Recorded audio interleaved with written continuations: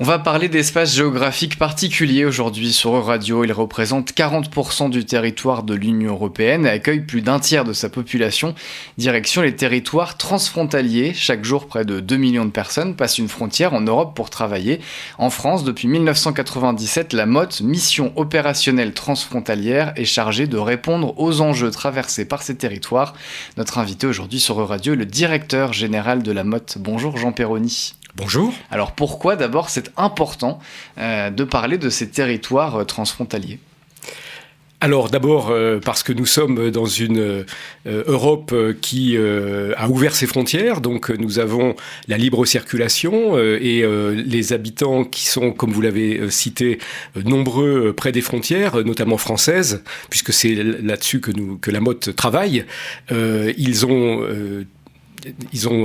aspirent à vivre à 360 degrés autour de leur domicile, et donc ils aspirent à pouvoir travailler, à pouvoir faire des courses ou à accéder à des opportunités de loisirs ou à rencontrer d'autres personnes de l'autre côté de chacune des frontières. Et donc il est important de prendre en compte ces territoires transfrontaliers qu'on appelle de plus en plus des bassins de vie transfrontaliers. Alors c'est 2 millions de personnes, je le disais, qui passent une frontière en Europe pour travailler. C'est 500 000 rien qu'en France. Pourquoi il y a cette spécificité française du travail transfrontalier ? Alors, il est vrai que la France a un taux important dans ses travailleurs transfrontaliers européens. Alors, il y a, je pense, des raisons essentiellement géographiques. On a notamment trois frontières, des frontières avec trois États où il y a des flux extrêmement importants. C'est notamment avec le Luxembourg, avec la Suisse et avec également Monaco, un petit État donc dans le sud-est de la France, où on a la plus grande partie de ces flux. Donc ces flux de travailleurs transfrontaliers sont asymétriques, ils sont vraiment pour l'essentiel dirigés vers le pays voisin, et c'est notamment lié à un dynamisme économique très fort au Luxembourg ou en Suisse ou à Monaco, avec un besoin de main-d'œuvre et des salaires plus élevés qu'en France, et donc ça génère ces flux.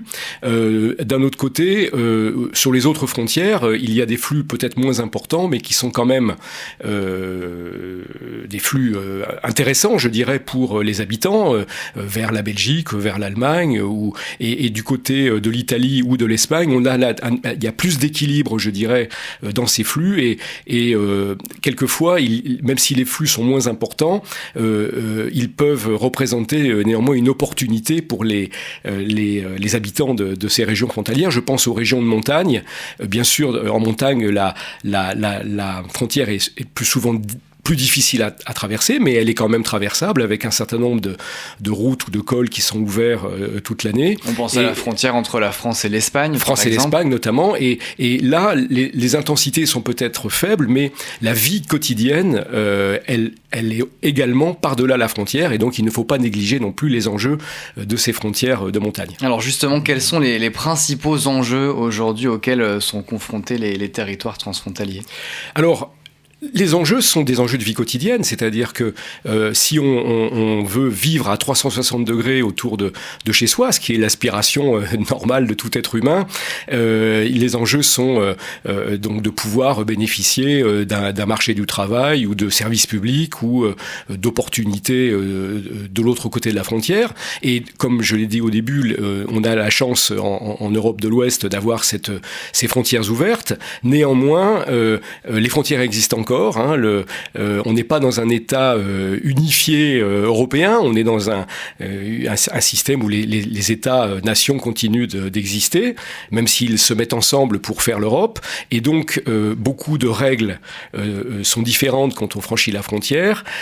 Quelquefois, la langue est différente, et souvent, toujours, même la culture, les pratiques administratives sont différentes, et donc la plupart des actes de la vie quotidienne peuvent être rendus plus compliqués par l'existence de la frontière. Et vous le disiez, il y a notamment des flux un peu à un sens unique. Vous parliez de la France et du Luxembourg. On a beaucoup de travailleurs français qui vont au Luxembourg pour travailler, peu dans l'autre sens. Ça veut dire quoi? Qu'il y a une distorsion parfois en termes de droit entre deux pays frontaliers dans une même zone? Alors typiquement, je ne dirais pas qu'il y a une distorsion de droit. Il y a, vers le Luxembourg, très clairement, il y a plus de 100 000 travailleurs français qui franchissent quotidiennement ou en tout cas très fréquemment la frontière. C'est évidemment une opportunité pour eux. C'est une opportunité pour les entreprises luxembourgeoises qui les emploient. Par contre, il y a un certain nombre d'inconvénients, je dirais, à ces flux massifs et qui ne cessent d'augmenter en plus. C'est que par exemple, pour les entreprises du côté français, elles ont du mal à recruter en fait des travailleurs parce que la concurrence du Luxembourg est trop forte. Il y a aussi les enjeux pour les habitants non travailleurs transfrontaliers qui voient autour d'eux les prix du marché ou de l'immobilier monter et qui ne peuvent pas ont de plus en plus de mal à se loger. On a également les difficultés d'un certain nombre de collectivités locales qui sont en quelque sorte des communes dortoirs et qui ont peu de ressources ou pas assez de ressources pour justement accompagner la vie des personnes qui malgré tout continuent de résider du côté français. Donc l'objet de la MOT et des acteurs du transfrontalier, ce n'est pas, comment dirais-je, d'arrêter ces flux parce que il y a quand même un jeu gagnant-gagnant à avoir cette ouverture vers l'extérieur et qui est un peu au cœur de la construction européenne, mais dans le même temps, il faut trouver des mécanismes pour corriger ces déséquilibres et il faudrait tendre vers un aménagement du territoire transfrontalier qui a commencé, je dirais, sur certaines frontières. Je pense notamment à des frontières comme la frontière avec Bâle ou Genève, où il y a d'ores et déjà, par exemple, des financements de transport pour accompagner la mobilité qui sont très bien cofinancés, y compris sur le versant français par les partenaires suisses.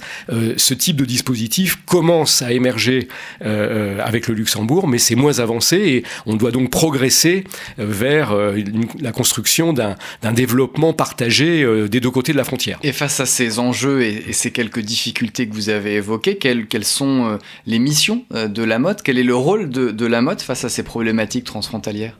Alors la MOT, donc association loi 1901, elle a son siège à Paris et travaille sur l'ensemble des frontières françaises, des deux côtés de la frontière, dans un intérêt général transfrontalier. Pour ce faire, nous avons d'abord plus de 90 membres qui sont pour l'essentiel des acteurs locaux, des collectivités, du bloc communal ou département ou région, mais aussi leurs équivalents de l'autre côté de la frontière. On a par exemple le Grand-Duché du Luxembourg qui est membre de la MOT à ce niveau-là, nous agissons pour aider les collectivités à travailler ensemble, à résoudre effectivement un certain nombre de difficultés. Et nous travaillons notamment beaucoup avec des membres que nous chérissons particulièrement, qui sont les groupements transfrontaliers qui ont été créés pour gérer effectivement ces territoires transfrontaliers.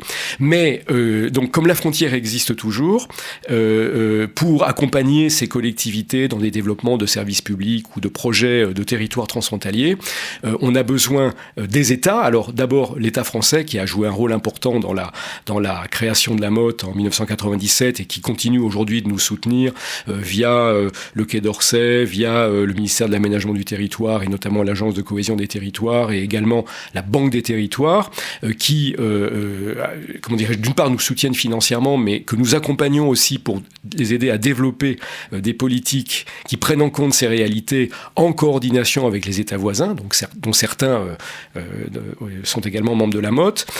Et un troisième niveau qui est important pour nous, c'est bien sûr l'Europe. L'Europe facilite, son objectif est même d'ouvrir les frontières, et donc elle le fait avec la libre circulation, avec un certain nombre de législations européennes et avec la politique de cohésion, notamment les programmes Interreg. Mais, et donc nous travaillons régulièrement avec des institutions comme la Commission, le Parlement ou le Comité des régions, mais en même temps, il faut également à Bruxelles ou à Strasbourg, porter la réalité de ces territoires qui n'est pas toujours bien comprise par les directions de la Commission, par exemple. Certaines directions, je pense à la direction transport, travaillent depuis très longtemps sur le ciel unique ou sur des réseaux de TGV européens. Par contre, la même direction générale MOVE, qui s'occupe de ces enjeux, n'a pas encore forcément repéré l'enjeu de bus transfrontaliers ou de tramway transfrontalier. Donc on doit encore expliquer, et on le fait avec également d'autres organisations européennes qui travaillent sur les mêmes sujets. On parle des territoires transfrontaliers en Europe et plus particulièrement en France aujourd'hui sur Euradio avec Jean Perroni, directeur général de la MOT, la mission opérationnelle transfrontalière. Alors au niveau européen, il y a eu un important changement en mai 2025 avec ce règlement Bridge for EU, un pont pour l'Union européenne qui a été adopté définitivement. Qu'est-ce qu'il change dans la manière dont sont perçues au niveau européen ces zones transfrontalières ? Alors, je suis très fier de parler de ce règlement. La MOT a accompagné son histoire depuis une dizaine d'années. C'est en fait une initiative du Grand-Duché du Luxembourg, ce qui montre que cet acteur est quand même conscient et avait envie d'agir. Et pendant la présidence de 2015, le Luxembourg avait proposé un nouvel outil européen. Donc, je n'ai pas le temps de détailler, mais il est devenu l'idée est devenue un projet de règlement que la Commission a proposé donc en 2018. Il a mis du temps à advenir dans les négociations avec le Parlement qui le soutenait, mais avec le Conseil qui bloquait un peu parce que certains États avaient le sentiment qu'on allait un peu loin au-delà des souverainetés nationales. Alors concrètement, c'est un règlement qui vise à proposer un processus pour justement résoudre les obstacles à l'intégration transfronalière. Et dans la forme qu'il a prise définitivement en mai dernier, en fait, il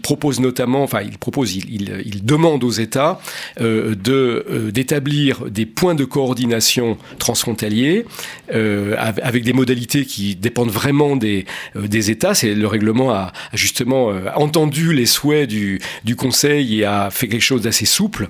Et donc, l'idée, c'est effectivement que un acteur transfrontalier concerné par des sujets d'emploi, de mobilité, d'environnement, s'il rencontre un obstacle à son projet, peut le soumettre à un point de coordination qui est censé le prendre en compte. Alors, le résoudre, pas toujours, parce que ce n'est pas malheureusement toujours possible. Quand on dit point de coordination, c'est une sorte d'institution ? Alors, justement, donc, la sagesse du règlement, c'est d'être très ouvert à toute forme, mais pour peut-être être concret, je parlerai du cas français. L'État, le gouvernement, enfin l'administration française a choisi effectivement dans cet État français qui est quand même un État unitaire, même s'il est décentralisé, de s'appuyer sur chaque frontière sur les préfets de régions relatifs aux différentes frontières, qui établiront des points de coordination régionaux qui pourront donc être au plus près de l'ensemble des partenaires français et des partenaires de l'autre côté de la frontière. Et donc, ces préfets pourront recueillir, avec un site internet qui sera à développer, les obstacles qui leur seront soumis.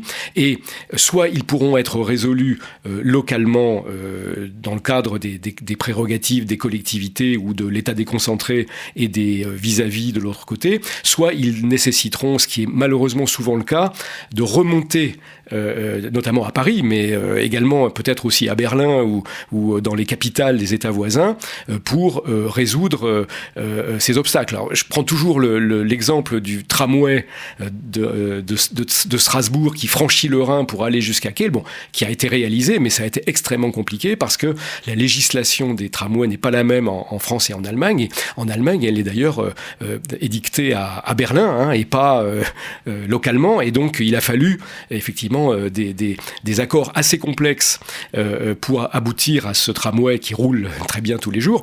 Et donc, à l'avenir, l'idée, c'est vraiment de créer un processus par lequel ces obstacles seront traités dans des délais délai raisonnable, avec aussi une obligation de justifier l'avancement et éventuellement les difficultés par rapport aux institutions qui auront signalé ces obstacles. Et justement, vous parliez de la lenteur dans certains projets. Est-ce qu'il y a aujourd'hui de grands projets transfrontaliers entre la France et des pays voisins qui justement sont bloqués par ces aspects de droit, de procédure en termes d'installation de ces projets ? Alors, il y a une variété infinie de difficultés. Alors, je voudrais quand même être positif, c'est-à-dire qu'on arrive quand même la plupart du temps à résoudre et à créer ces services publics transfrontaliers. Simplement, ça prend un peu trop de temps. Mais qu'est-ce qui peut freiner ? Alors, on met souvent en avant des obstacles juridiques ou administratifs, parce que réellement, même si il y a une amorce, bien sûr, avec la Commission européenne, avec toutes les législations qui sont réalisées par l'Union européenne, on a quand même des aspects qui se sont bien améliorés au cours des années. Il y a quand même beaucoup de législations qui restent des législations nationales. Hein. Si je prends par exemple, j'ai parlé déjà des transports, mais si je prends par exemple le domaine de la santé, on a un certain nombre de droits européens, par exemple avec une carte européenne d'assurance maladie, on peut effectivement tomber malade et être soigné dans un autre pays, mais par exemple pour ce qui relève de soins quotidiens, ça n'est pas du tout garanti par une législation européenne, ça relève d'accords entre États voisins qui existent déjà sur un certain nombre de frontières, mais par exemple qui n'existent pas entre la France et l'Italie. Et donc c'est là où l'Europe devrait aller plus loin pour harmoniser toutes ces différences. En tant que citoyen européen, je dis oui, il faudra aller vers plus de compétences et à une Europe plus intégrée. Maintenant, on sait que ça prend du temps et ça n'est pas une précondition pour agir. C'est-à-dire qu'on peut quand même passer, comme c'est déjà le cas aujourd'hui, par des accords bilatéraux. Je pense à un hôpital à la frontière franco-espagnole sur le plateau Cerdan, du côté espagnol, à Puigcerdà, qui travaille depuis une dizaine d'années et qui n'a cessé de résoudre effectivement un certain nombre d'obstacles. Mais pour répondre à votre question, les obstacles sont de toute nature. C'est comment rémunérer des médecins français en Espagne ou des infirmières qui ne soient pas deux fois imposés. C'est autoriser des ambulances à franchir la frontière pour aller chercher un malade ou un blessé. C'est s'occuper de faire en sorte qu'une mère de famille peut accoucher et avoir l'inscription de son enfant à l'état civil de manière pas trop compliquée.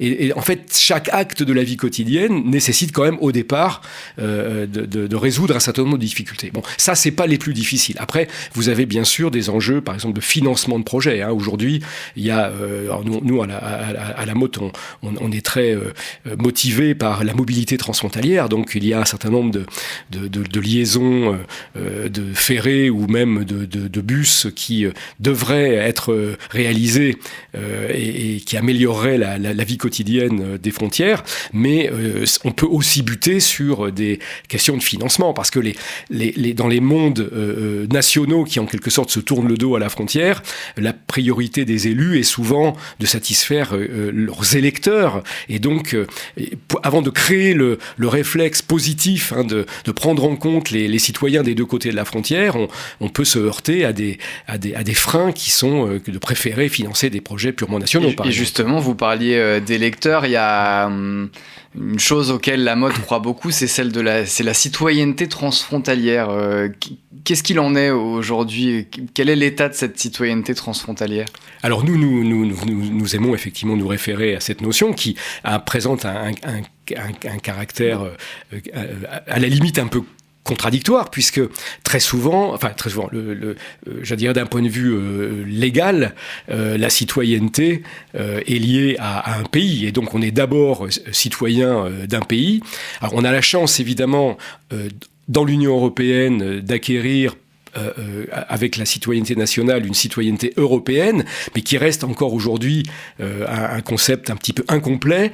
On l'a vu, par exemple, quand il y a eu la crise sanitaire au printemps 2020, où finalement, avec cette citoyenneté européenne, les citoyens étaient quand même un peu bloqués aux frontières. Alors, c'était normal de limiter les flux, mais il y avait quand même des besoins de franchir la frontière, justement, pour des raisons de santé ou autres, et en fait, on était limité limité par nos cartes d'identité qui étaient purement nationales. Mais quels sont les espaces aujourd'hui dont peuvent se saisir les citoyens qui habitent une zone transfrontalière? Alors donc l'idée, c'est vraiment effectivement quand même de créer cette citoyenneté transfrontalière concrètement.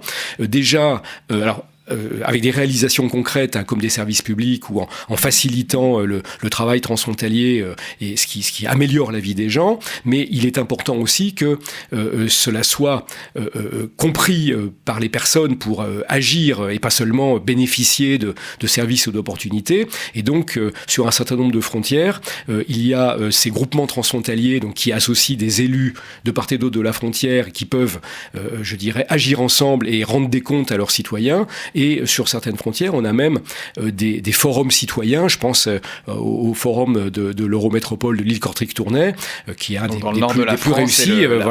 Lille avec Kortrijk en Flandre et Tournai en Wallonie, où là vraiment les citoyens expérimentent en se réunissant, avec des réalisations très concrètes qui permettent de rapprocher les populations.